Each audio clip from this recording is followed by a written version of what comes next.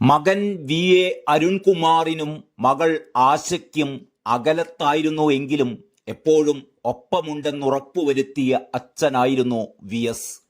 1999 ഗവേഷണ കാലത്ത് തനിക്ക് ലഭിച്ച സ്റ്റൈപ്പൻഡ് തുകയെല്ലാം ചേർത്തുവെച്ച് ഒരു സ്വർണ്ണ പാദസരം വാങ്ങണം എന്നായിരുന്നു ആശയുടെ ഏറ്റവും വലിയ ആഗ്രഹം. തൻ്റെ ആഗ്രഹം അച്ഛനോട് പറഞ്ഞപ്പോൾ വി എസ് നൽകിയ മറുപടി മറ്റൊന്നായിരുന്നു. മോളെ, നീ ഒരു തൊഴിലാളി നേതാവിൻ്റെ മകളാണ് എന്ന കാര്യം മറക്കരുത്. അതോടെ തൻ്റെ ആഗ്രഹം മാറ്റിവെക്കുകയായിരുന്നു ആശ.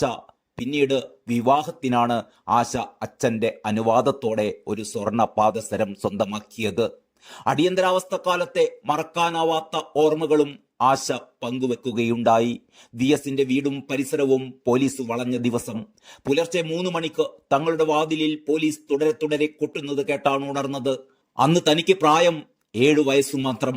പോലീസിനെ കണ്ട് താനും അമ്മയും അനിയനുമൊക്കെ ഭയന്നു.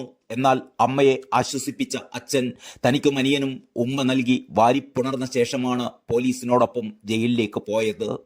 കുറച്ച് ദിവസങ്ങൾക്ക് ശേഷം വി എസിനെ കാണാൻ തിരുവനന്തപുരം പൂജപ്പുര സെൻട്രൽ ജയിലിൽ കുടുംബത്തോടൊപ്പം പോയതും ആശ ഓർത്തെടുക്കുന്നു.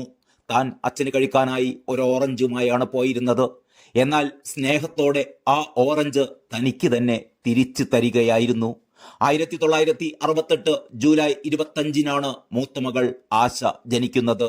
അമ്പലപ്പുഴ MLA ആയിരുന്ന വി എസ് അന്ന് ആലപ്പുഴ കളക്ടറേറ്റിലെ ഒരു യോഗത്തിലായിരുന്നു.